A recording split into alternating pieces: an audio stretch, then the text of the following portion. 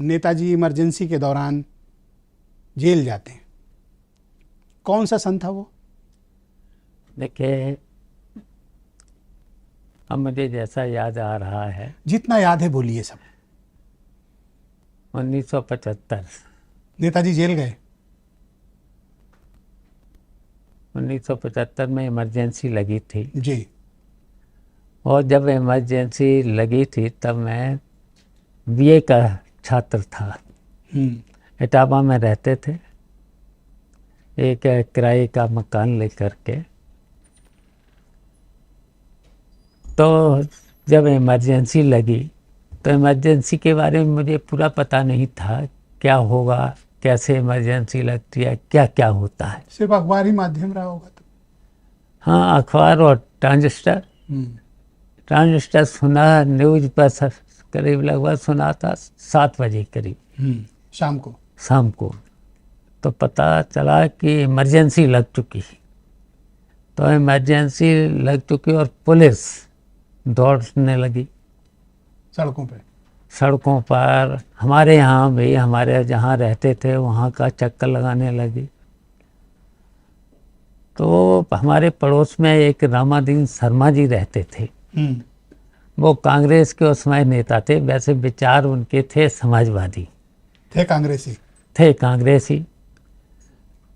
तो उनसे मैंने बातचीत करी, हमने बुलाया अपने यहाँ। उनसे पहले इमरजेंसी क्या है बड़ा मसला है ये तो जब उनका ये मसला समझा तो थोड़ी देर में देखते पुलिस वाले आ गए। हाँ, आपके घर? हमारे घर पर। और बोले कि विधायक जी कहाँ? विधायक जी मतलब नेताजी। ओके। तो नेताजी विधायक हो चुके थे। दूसरी बात 69 वाले चुनाव के। हाँ, पहले 67 का चुनाव जीते थे। उसके बाद ये चुनाव हुआ था 74 में। तो और ये इमरजेंसी लगी 75 में। 75। तो पूछने आए जब, तो हम पूछ ही चुके थे उन्हें कि गिरफ्तारियां अब शुरू होंगी। और ट्रांजिस्टर पर भी सुना था कि इमरजेंसी लग गई, गिरफ्तारियां शुरू हो गई। तो फिर हमने अपना सोचा। नेताजी उस वक्त घर पे थे? घर पे नहीं थे। करीब नेताजी करीब 4 बजे के लगभग निकल चुके थे। ओके। वो एक शादी में गए थे और शादी में गए थे पूरब की ओर, जो भरतना, हाँ, भरतना तहसील है, वहाँ पर विधानसभा भी है। तो उधर गए थे शादी में। तो जब पुलिस वाले बार बार आए तो मैंने उनको उल्टा बता दिया। अच्छा। मैंने क्या उनको बताया, पश्चिम में सुखवाबाद की तरफ गए। ओके। और गए थे वो भरतना? गए थे पूरब में भरतना। पहला मतलब गेम किया आपने पुलिस हाँ, के साथ? पुलिस के साथ। तो ये फिर हम लोगों ने किसी तरीके से टेलीफोन, वही हुआ करते थे, हाँ, घुमाने वाले। तो टेलीफोन से किसी तरह के सूचना दी कि पुलिस आने लगी है घर पर और गिरफ्तारियां होने वाली हैं, बार बार पुलिस आ रही है। तो फिर नेताजी को सूचना करी। फिर जब नेताजी आए रात को, बहुत देर से लौटे, तो हम लोगों ने नेताजी को कमरे में अंदर घर में ले लिया, छिपाया और बाहर से ताला डाला। ठीक है कि है नहीं घर पे। हाँ, और कह दिया घर पे है ही नहीं। तो इस तरीके से फिर उनको, नेताजी को रात को लेटाया। सुबह 4 बजे एक मोटरसाइकिल का इंतजाम किया और उस मोटरसाइकिल को एक हमारे नेताजी के साथ ही रहे हैं राम सेवक यादव गंगापुरा। तो राम सेवक उस मोटरसाइकिल को चला के गए और नेताजी उस पर बैठ के गए सुबह 4 बजे और गांव छोड़ आए सैफई में। शहर से गांव छोड़ आए मोटरसाइकिल पर बैठा। फिर इस तरीके से नेताजी 10-15 दिन छिपे रहे, बचते रहे गिरफ्तारियों से। फाइनली कब पकड़े गए फिर? फिर नेताजी ने अपने साथियों से बात करी। आप जानते हो वो नेताजी की गुरु रहे नत्थू सिंह यादव। तो जब नत्थू सिंह यादव वगैरह से राय करी, राय करने के बाद नेताजी के दांत में दर्द भी कुछ था प्रॉब्लम, तो ये भी समस्या थी। और जेल में चले जाएंगे तो जेल में तो हाँ, तो दवा वगैरह तो हो, इलाज तो हो। इलाज हो, तो इस पर भी सोच विचार हुआ। तो फिर नेताजी को फिर किसी तरीके से गांव में रहे, अपने साथियों से मिले, लेकिन गिरफ्तारियां उस समय नहीं दी।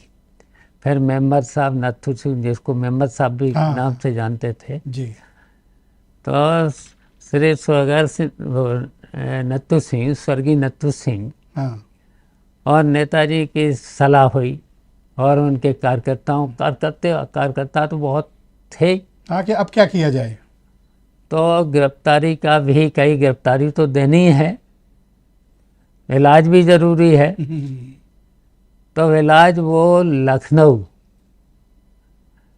लखनऊ का जानते ही हो कि सबसे प्रसिद्ध डॉक्टर गोविला साहब, उन्हीं को दिखाते थे दांत। और लास्ट तक नेताजी ने उन्हीं को दिखाया। KGMC जाया करते थे जी। तो फिर उनको गोविला साहब को दिखाए, ठीक कराए। और फिर नेताजी ने पैंट शर्ट कभी पहना नहीं था। अच्छा, कभी नहीं पहना था। लेकिन तब राम सेवक और हम लोगों ने इंतजाम किया। नेताजी को क्यों पहनाया? क्यों में ना है? इसलिए कि जब नेताजी लखनऊ में जाएंगे, विधायक हैं, तो सब लोग पहचानते हैं। और नेताजी हमेशा धोती कुर्ता में रहे। पैंट शर्ट पहनाएंगे तो मतलब पहचान छिप जाएगी, एकदम कोई पहचान नहीं पाएगा। तो फिर नेताजी को ट्रेन से भेजा गया। और ट्रेन से स्टेशन की तरफ से मेन होता, उधर से नहीं बैठाला हम लोगों ने, उल्टी तरफ से ला करके ट्रेन में बैठाला। फिर नेताजी ने लखनऊ आकर के अपना इलाज कराया।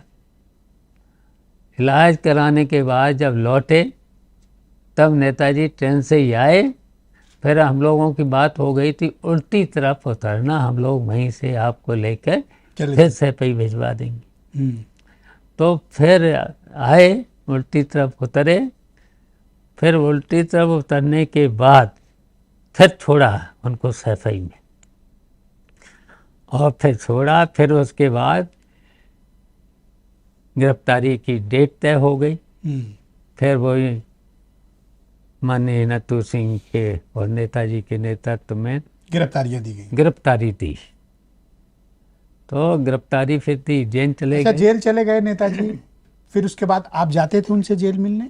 बाहर के हालात उनको बताते थे कि क्या है? देखिए, पहले तो इमरजेंसी में इतना टेरर हम लोग जेल में जाते थे। और शुरू में तो वहाँ पर पुलिस और वो जैसे साइकिल पे जाते थे, तो पुलिस भगा देती थी। अच्छा। 3-4 दिन तो मतलब एक हफ्ते तो ऐसा रहा कि दौड़ा लेती थी पुलिस। हम लोग साइकिल पे फिर निकल जाते थे। फिर उस तरीके से फिर वहाँ के जेलर, डिप्टी जेलर थे कि वाजपेयी जी अभी भी हैं, लखनऊ में रहते हैं। देखिए, नाम याद है ये, आप मतलब आपका बड़प्पन है। हाँ, कि आप उनका नाम आज भी याद रखें। अभी भी है। फिर उन्हीं के माध्यम से जब ऐसी सख्ती होती थी, अंदर जेल में नहीं जा सकते थे शुरू में, तो खिड़की से ही सामान दे आते थे जो ज़रूरत पड़ती थी। और फिर अशोक वाजपेयी जी थे ना, तो उनसे ठीक से हम लोगों ने संबंध रख लिए थे। तो उनके माध्यम से सामान भिजवा दिया करते थे। खबर भी बताया करते थे आपकी, ये छपा है अखबारों में। हाँ, ये अखबार तो जेल में जाते भी थे, लेकिन क्षेत्र की बातें जितनी होती थी और बातें जितनी भी होती थी जी। अच्छा, करीब तो 19 महीने जेल रहे नेताजी। हाँ, नेताजी 18 महीने। 18 महीने इमरजेंसी में जेल काटी। हाँ, इमरजेंसी में जी। 18 महीना। अच्छा, वहाँ पर फिर बहुत से नेता और भी थे, और भी दलों के थे। सबसे मेल जोल शुरू हो गया। हाँ, तब मेल जोल। अच्छा, अब 19 महीने बाद नेताजी छूट कर आते हैं, आपका और उनका भी समय बढ़ता है। फिर एक और फ्लैश पॉइंट आता है आप लोगों के जीवन में। देखिए इसके बीच में बहुत सी कहानियाँ हैं। जैसे इसलिए जैसे कि एक पुरवाल जी थे, वो जनसंघ थी, तब जनसंघ नाम था पार्टी का। उनकी 6 लड़कियां थीं, एक उनके लड़का था। अब लड़कियों के बारे में हमेशा वो चिंतित रहते थे। अनमैरिड लड़कियां थीं और लड़का भी छोटा था, वो पढ़ता था। तो जब हम जेल पे जाते थे तब जेल से उनसे मिलने के बाद उनसे चिट्ठी लिखवा करके पुरवाल जी से उनके घर देने जाते थे, और जो भी सामान की उन्हें ज़रूरत होती थी तो उनका भी सामान ला करके उनको देते थे। पुरवाल जी की मदद करते थे आप? उनकी भी मदद करना पड़ती थी, और भी जेल में जितने भी थे उनके भी हाल चाल उनके घरों तक पहुंचाना पड़ते थे। तो आपका सारा वक्त मतलब इस सब ये प्रबंधन करने, जेल तक जाने, सामान पहुंचाने, इस तक आप उस वक्त सीमित रखते थे, या राजनीति में भी दिलचस्पी उस समय आ गई थी? तो देखिए, उस समय राजनीति में ऐसा था कि जब क्षेत्र में कहीं शादी, कहीं शोक संवेदना, कोई घटना हो जाए तो नेताजी चिट्ठी लिखते थे। वो चिट्ठी हम अपने साइकिल पर जा कर के क्षेत्र में पहुंचाने का काम करते थे। साइकिल से चलते थे आप? साइकिल से तब चलते थे। तो इसलिए देखिए टाइम तो लगता ही था, देहात में जाना पड़ता था, रास्ते भी नहीं थे, गाड़ियां भी नहीं थी, मोटरसाइकिल भी नहीं थी, तो कुछ नहीं थे, केवल बड़े कठिनाई साइकिल। का जीवन था आपका? देखिए, अभाव की ज़िंदगी तो थी, इतने साधन नहीं थे, और यहाँ तक कि गांव में रास्ते नहीं थे, पगडंडियाँ थी। अब बीहड़ का इलाका था वो तो? देखिए, वो वैसे तो है ही बेहड़ का, बिल्कुल इटावा शहर ही बेहड़ का है। आधा इटावा तो वैसे ऊंचे नीचे में बसा हुआ है, बेहड़ में है। और बेहड़ की वजह से बदमाशों का भी वहाँ बहुत खतरा रहता था, डाकुओं का खास तौर पे। वहाँ पर बड़े बड़े डाकू वहाँ पर अभी है डाकू, बहुत डाकुओं पे चर्चा है आज।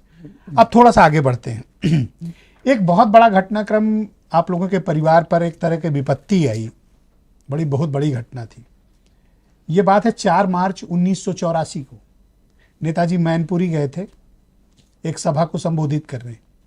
रात 9:30 बजे जब वो सभा संबोधित करके लौट रहे थे, उनके ऊपर बहुत ही प्राणघातक हमला हुआ, घेर कर हमला हुआ, बहुत गोलियां उनके ऊपर चली और किसी तरह उनकी जान बची। उस घटना में उनके एक समर्थक की भी मृत्यु हुई थी, कुछ लोग घायल हुए थे। क्या हुआ था मार्च 1984 में, आपको याद है? देखिए, मुझको याद है।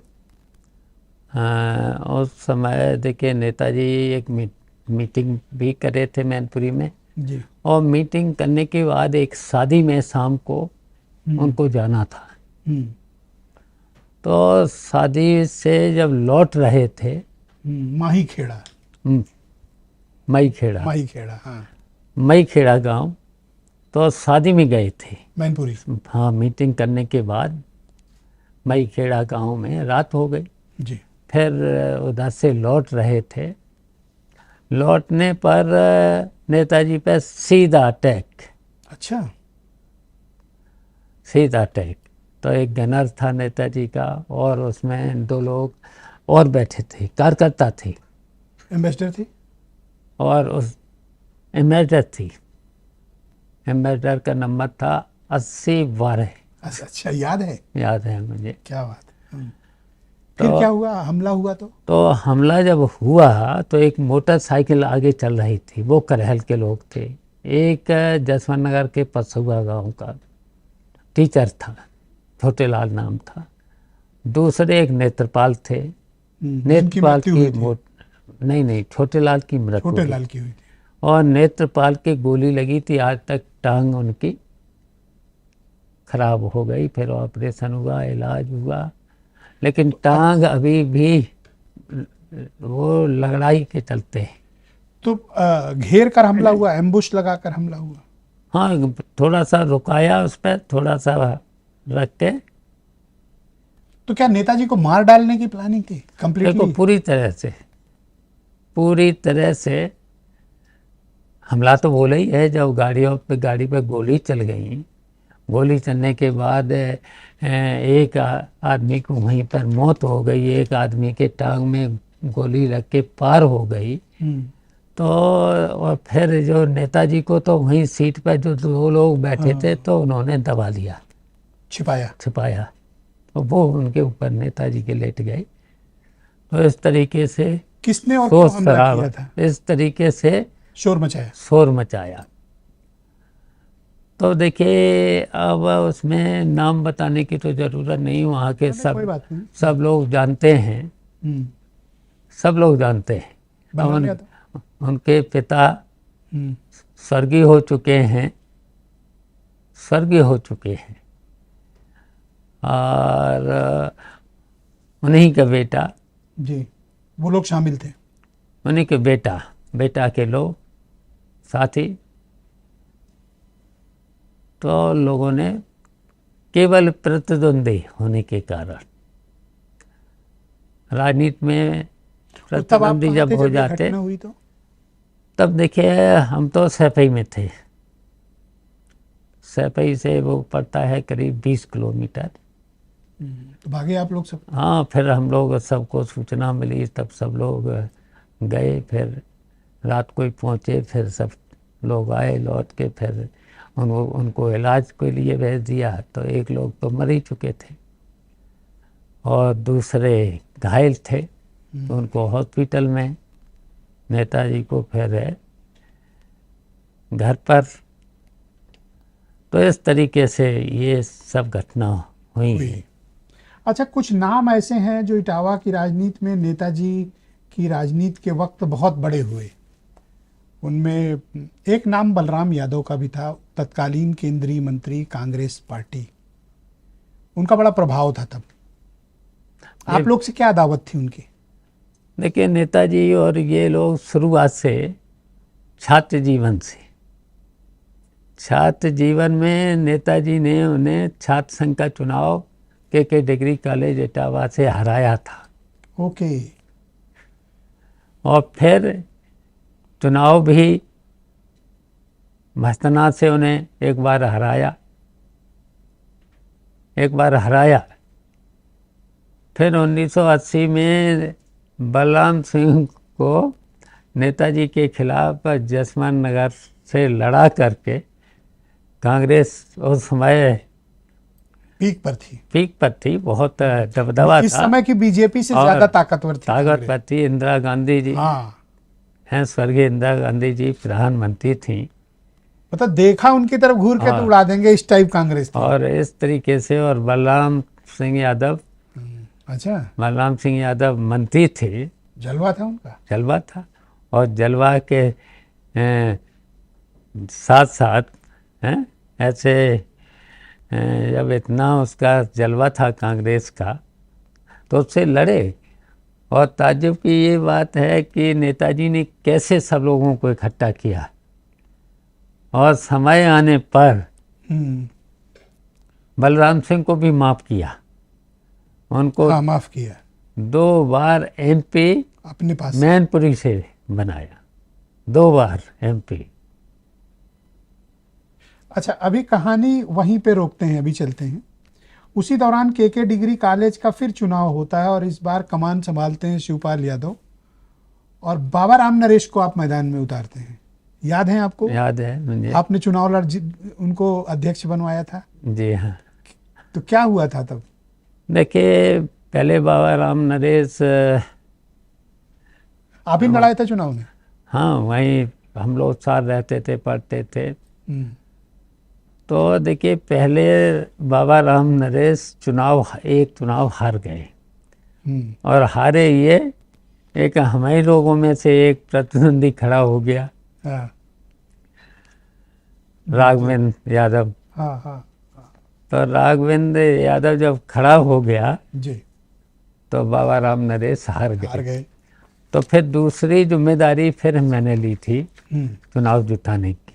हम्म, तो जब राघवेंद्र को भी अपने साथ कर लिया, हम्म, फिर चुनाव लड़ाया बाबा राम नरेश को, तो वहाँ पर भी एक प्रतिद्वंदी था रमाकांत करहल का रहने वाला। ओके। बड़े बेटे का आदमी था, पैसा खूब था और पैसा खूब खर्च करता था इटावा में रह के। हम्म, तो अब फिर मुझे ये था कि यादव में नहीं कोई खड़ा होना चाहिए, एक ही प्रत्याशी होना चाहिए। तो हम लोगों ने किसी तरीके से उसे रोका, करहल जा कर के रोका। जब पहले तो तैयार हो गया, तैयार होने के बाद हम लोगों ने उसे मोटरसाइकिल पे बैठाला बीच में, बाबा को राघवेंद्र को पीछे और मोटरसाइकिल चला रहे थे हम। हम्म, तो बीच में जा कर के, जहाँ पर मुझे याद है कि जैन कॉलेज है ना, हाँ है, तब तो ये सड़कें बहुत अच्छी नहीं हुआ करती थी। पगडंडी टाइप रही होंगी। हाँ, सिंगल रोड थी और साइडों में कच्चा रहता था, धूल उड़ती थी। तो वो खिसक के कूद पड़ा। बाबा कूद गए। वो नहीं, रमाकांत रमाकांत जो कूद के भागा। प्रत्याशी बन रहा था। हाँ। तो पहले तो मना लिया उसे, अब उसके मन में आया, कूद गया। भाग गया। तो थोड़ा सा उसके चोट आई। हम्म, चोट लगने के बाद फिर करहल में शिकायतें हुई और फिर ये मुकदमा शिकायत, हुआ। वो शिकायतें एप्लीकेशन दी गई, मुकदमा तो नहीं हुआ। फिर ये बात स्वर्गीय नत्थू सिंह के पास पहुंची। उनके बिल्कुल उनके यहाँ इनके पिता मुनीम थे, इनके सोने चांदी की दुकान थी मेम्बर साहब की। तो उनके वो मुनीम थे वहाँ, तो उनके पास शिकायतें पहुंची। तब मेम्बर साहब से हम लोग मिले, तो हमने ऐसे हाथ उनके पैर छुए, माफ़ी मांगी और उनसे कहा कि अब ये मामला ख़त्म कराइए और वो इनको समझा लीजिए, गलती तो हमसे हुई है। तो हम लोगों ने खूब मुझे डांट लो, पीट लो, सब कुछ कर लो, लेकिन शांत करा दो मामला। तब मेंबर साहब ने दखल दिया। तब फिर उन्हें बुलाया। उनके बुलाने के बाद मेंबर साहब ने उतारा जूता और हम लोगों को इससे पिटाई करेंगे तुम। हम लोगों ने कान पकड़े, माफ़ी मांगी। फिर मेंबर साहब की सहायता से उसे रोक लिया। आप सब लोग के संरक्षक मेंबर साहब ही थे? हाँ, मेंबर साहब ने उनकी बात सब लोग मानते थे? सब लोग मानते थे, सीनियर थे और उन्हें कुश्ती का भी बहुत शौक था मेंबर साहब। अच्छा। हाँ, तो बहुत लंबे थे, मूछें रखते थे, अरे बड़ा पर्सनालिटी थी, साफा पहनते थे। अच्छा, ये 1980 और 82 का ही अभी हम दशक चल रहा है। 84 वाली घटना हो गई, उसके थोड़ा सा पहले एक और मसला हुआ था। 1980 से 82 तक वीपी सिंह उत्तर प्रदेश के मुख्यमंत्री रहे जी। और जैसा कि हम सब जानते हैं और आप भी जानते हैं कि उनकी नेताजी से बिल्कुल नहीं पटती थी। और वो दौर था जब दस्युओं का बड़ा आतंक था बीहड़ इटावा के इलाके में।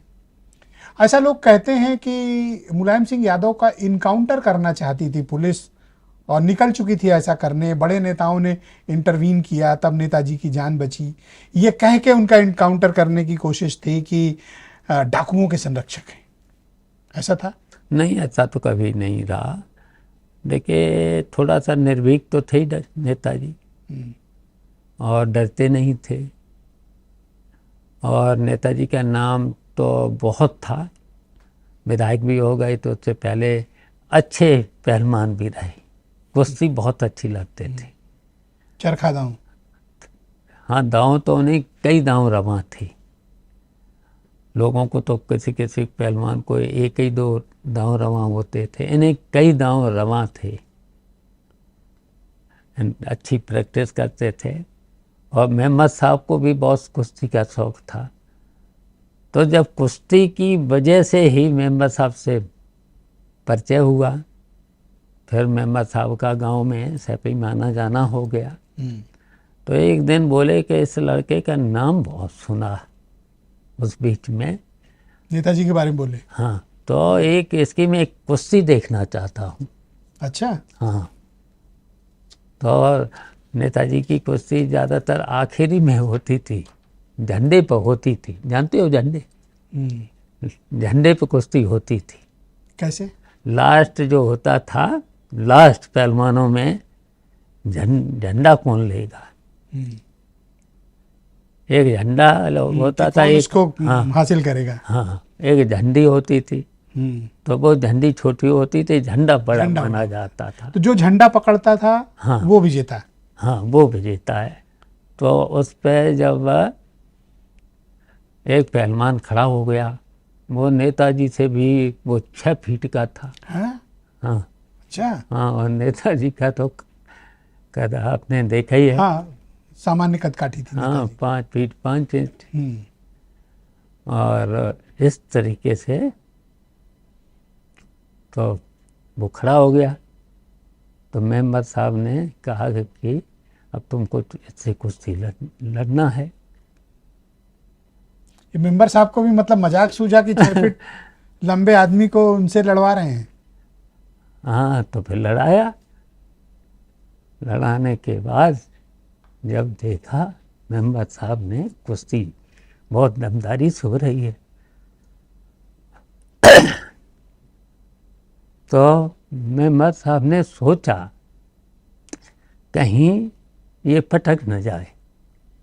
तो नेताजी ने उस लंबे पहलवान को नीचे गिरा दिया। हाँ, लेकिन अब होना था चित। तो मेंबर साहब ने बराबर छुड़वा दी कुश्ती। अच्छा। हाँ, तो वहीं से मेंबर साहब बहुत प्रभावित हो गए नेताजी से, और फिर अपनी सीट छोड़ी करहल, वो जसवंत नगर, खुद लड़े करहल से और नेताजी को लड़ाई सरसठ में। और इस तरीके से और भी हैं किस्से कुश्तियों के। एक मुन्ना पहलवान बहुत अच्छी कुश्ती लड़ता था, उससे कोई आसपास नहीं जीतता था। और हमारे गांव के भी पहलवान थे, पूरा गांव कुश्ती लड़ता था।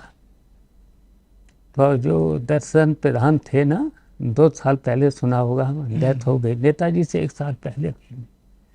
उन्हें भी बहुत शौक था, वो भी कुश्ती लड़ते थे। हमारे जो सबसे बड़े भाई थे वो भी लड़ते थे। एक साधु पहलवान थे, वो भी अच्छे पहलवान थे गांव में। आप लड़ते थे कुश्ती? हम भी लड़े हैं। अच्छा। झंडे पे तो नहीं लड़े। हाँ, सामान्य तरीके से लड़े। कॉलेज की तरफ से कुश्तियाँ हम लड़े हैं। मैनपुरी में करहल पढ़ता था, तो जैन कॉलेज में मैं पढ़ता था, वहीं नेताजी लेक्चरर भी थे। तो वहाँ पर सिलेक्शन होता था पहले जैन कॉलेज में। तब आप कोऑपरेटिव की पॉलिटिक्स में आए थे या नहीं? तब उस समय तो नहीं आए थे, हम आए हैं कोऑपरेटिव में 80 से शुरू हो गए थे। 80 से कांग्रेस के लोग हावी थे कोऑपरेटिव पर, इटावा में भी थे हावी। तो जब भी हम लोगों ने पूरी तैयारी करने के बाद जब तैयारी कर ली, तो जब चुनाव होता था तब बढ़ा दिया जाता था। नामांकन होने से 1 दिन पहले बढ़ा दिया। तो ऐसे ही हम तैयारी करते रहे। जब चुनाव होता था तो पर्चा भर देते थे। लेकिन फिर हमारे कोर्ट में जाने से फिर चुनाव हुआ, जा कर के समितियों का पहले चुनाव हुआ 86 में। 86 में जब समितियों का चुनाव होने के बाद कई संस्थाएं होती हैं, पहले समितियां, प्रारंभिक समितियां होती हैं, फिर क्रय विक्रय होती है, फिर DCDF होता है, फिर जिले का चुनाव होता है, डिस्ट्रिक्ट कोऑपरेटिव बैंक। तो आप बलराम यादव और कांग्रेसियों से कब छुड़ा पाए कोऑपरेटिव, और कितना वक्त लगा आपको कब्जा? तो वही मैंने तो 88 में कब्जा कर लिया था। 88 में जब चुनाव सबको बाहर कर दिया था। मैंने जीत लिया पूरा इटावा में। और करीब करीब करीब 14 डायरेक्टर होते थे, उसमें एक अध्यक्ष उपाध्यक्ष बनते थे। ठीक, 88 के आगे चलेंगे। एक घटना और है, लोग ये कहते हैं, मीडिया के पुराने लोग भी बताते थे, अधिकारी भी बताते थे, जो उस वक्त के बड़ा कुख्यात एक डाकू हुआ करते थे, छविराम, याद है आपको? याद है। आप लोग से कोई ताल्लुकात था उनका? नहीं, कुछ नेताजी से कोई ताल्लुकात था उनका? नहीं, बस नाम सुनते रहते थे। लोग जोड़ते थे उनको, क्योंकि उस वक्त जो इनकाउंटर्स हो रहे थे ना, तो पिछड़ी जातियों को डाकुओं का ज़्यादा हो रहा था, तो उस वक्त नेताजी आवाज़ उठाया करते थे कि पर्टिकुलर जाति के लोगों को चिन्हित करके इनकाउंटर किया जा रहा है। ये 80 के दशक की मैं बात करा रहा हूँ। आप लोग के मन में क्यों सिंपैथी थी डाकुओं के लिए? नहीं, देखिए वो ऐसा डाकू था, हम लोगों की तो नहीं थी सिंपैथी, लेकिन वहाँ की पब्लिक की सिंपैथी थी। कभी भी वो रात में डकैती नहीं डालता था। क्या? रात को डकैती नहीं डालता था, दिन में डकैती डालता था, मैनपुरी में और रहता था। अच्छा। और खुले में रहता था, और सबको पता था? सबको पता था। और कभी भी कहीं अगर वो तो ऐलान करता था, कि मुझे इतना दे जाओ, नहीं तो मैं लूट लेंगे तुमको, बड़े आदमियों को। जो दे जाता था उससे नहीं बोलता था। अच्छा, नाम लेके कहता था कि फला फला फला इतना पैसा दे जाओ, हाँ, वरना कल आके लूट लूंगा। हाँ हाँ। तो इस तरीके से, और किसी महिला से छेड़छाड़ नहीं करता था। कभी मेला अगर कोई औरत जा रही जेवर पहने, कोई वो, मतलब रॉबिन हुड टाइप था आपका कहने का मतलब? हाँ, तो वो पॉपुलर था। और लड़कियों की शादी में पैसा, जैसे गरीब पे नहीं होता तो पैसा भी दे देता था। और उससे मांगता था, भाई जेवर तुम्हारे इतना है तो थोड़ा बहुत मुझे भी दे दो, जो दे देते थे। और आप लोग के कोई ताल्लुकात नहीं? कोई ताल्लुकात नहीं। आपने कभी उसका राजनीतिक सामाजिक इस्तेमाल नहीं किया? कभी नहीं थी। तो जो आरोप लगे वो सब गलत थे? गलत थे, ये सब गलत थे।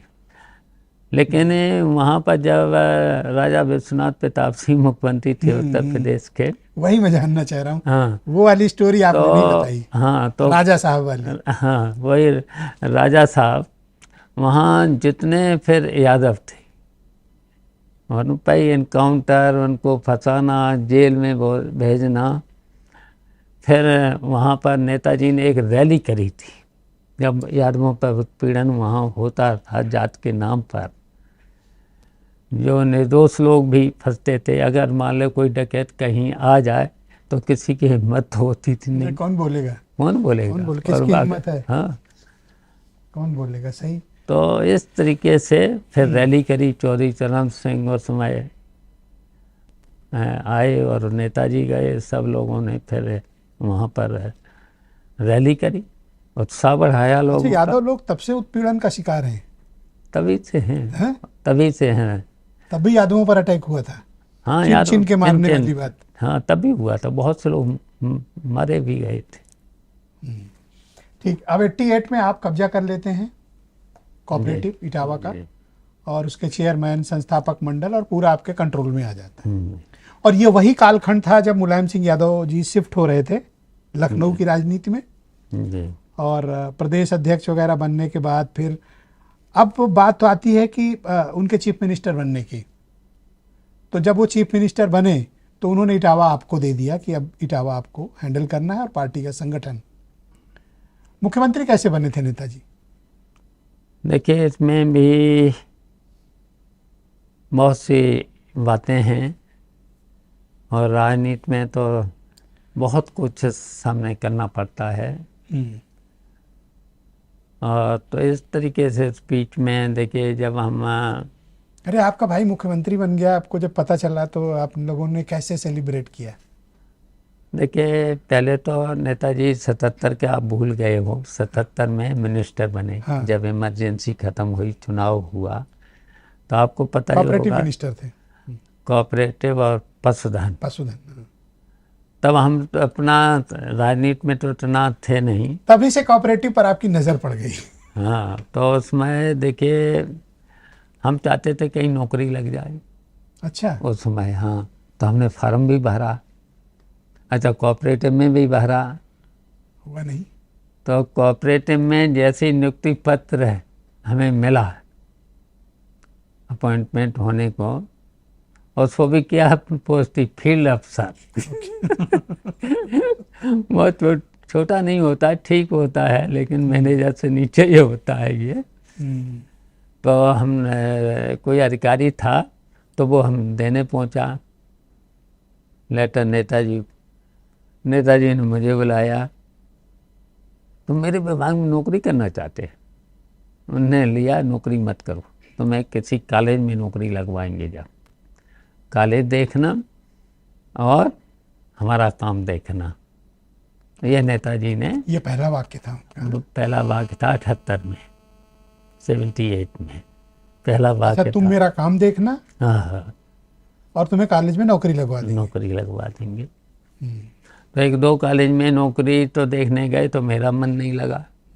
एक कॉलेज में अपॉइंटमेंट हो गया तो उसमें वहाँ का मैनेजर स्टे ले आया, तो फिर मैंने तय किया अब नौकरी नहीं करनी है, अब नेताजी का ही काम करते अब हैं। नेताजी का काम करना और फिर स्कूलों का काम करना है।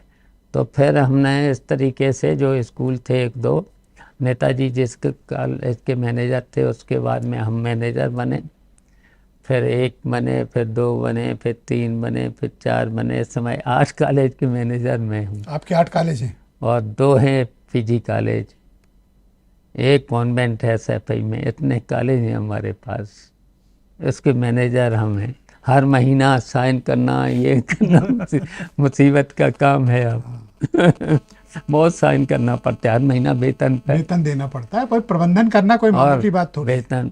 और इस सरकार में तो कागज बहुत बनता है, पढ़ाई पे ध्यान नहीं, कागजों पे और ध्यान। आपके तो ज्यादा कागज चाहिए। हाँ, अब तो 3-3 कॉपियाँ शासन में, 3-3 कॉपियाँ भेजिए। अब आते हैं कि नेताजी जब मुख्यमंत्री बने, जी, क्या हुआ था और आप लोग का जीवन फिर कैसे बदला? नहीं मिनिस्टर फिर तक तो ठीक था, चलिए, चीफ मिनिस्टर बनना बहुत बड़ी बात होती, तो देखिए, एक्सेप्शनल होता है।